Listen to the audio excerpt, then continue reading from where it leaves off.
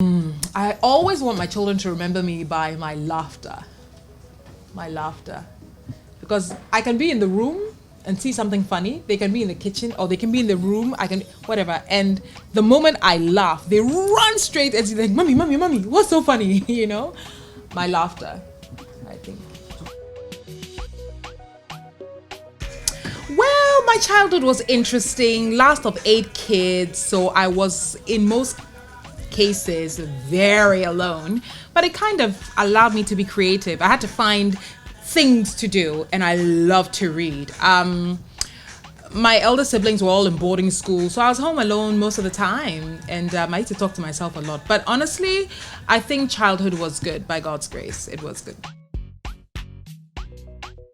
So when I was growing up, I was just one of those people who wanted to end up using my voice to do something. I didn't have a clear-cut definition of what career path I wanted to take.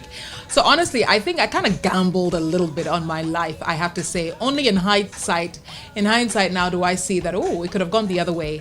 But I loved talking, I loved acting, I loved dancing. And I only dreamed of the kind of career or the kind of environment or space where I could explore all these different passions. And I found myself here.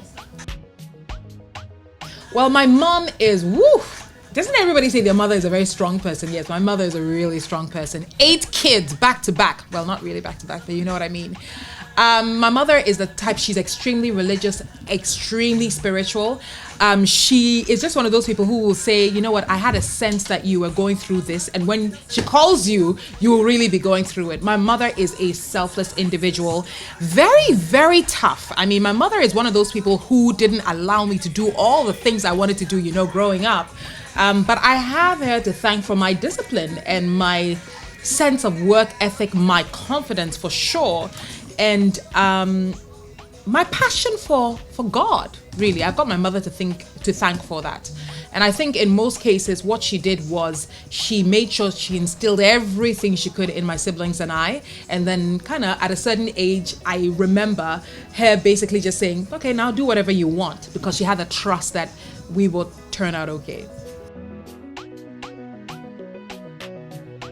The most embarrassing moment I had with my mother, when I was preparing for a school play, one day, I remember this so vividly, and I had a series of issues with schoolwork, geography, history. Bottom line is I wasn't doing well in school.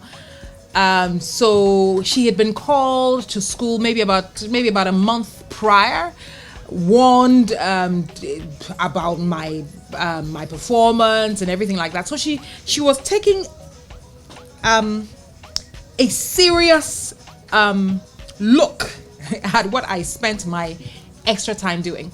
So on this day, I remember being on stage, so the stage was kind of like far down the hill at the school, and we're rehearsing and all my friends were there, and I kind of look up, up the hill, and I see something green, yellow, and blue kind of walking down.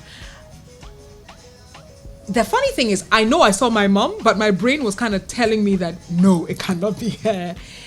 She came to the hall, screamed at me, and the worst part is she didn't scream in English. So to give it some, bourgeois. No, I mean, she went straight for Fanti. She went straight for the kill. And I had all these friends kind of looking at me like, okay, Anita, I mean, what's wrong with your mom? It was very embarrassing because for days I didn't know how to explain what had happened. Yeah. Be yourself. My mother always says, be yourself.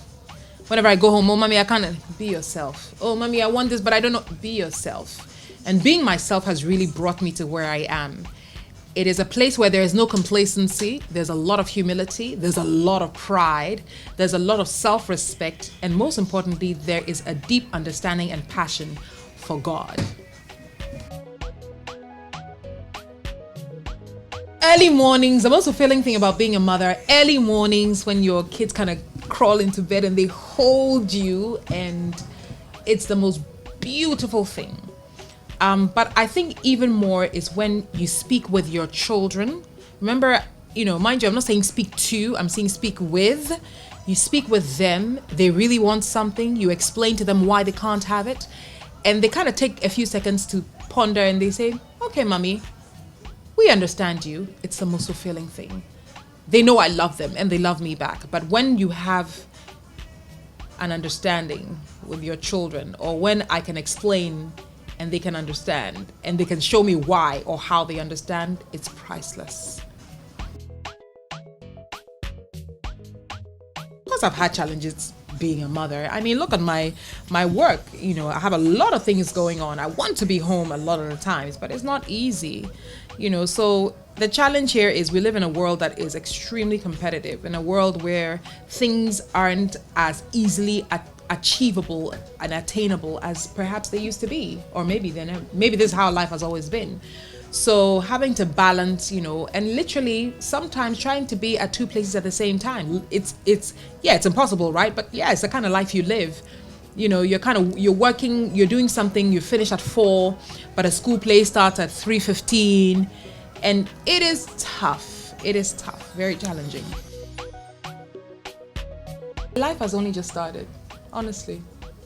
Because I say my life has only just started because I've just now discovered who I truly am. So I am so excited. The future, by God's grace, will be powerful. But I've just discovered who I am. Yeah. Happy Mother's Day to me. Thank you guys. I appreciate it.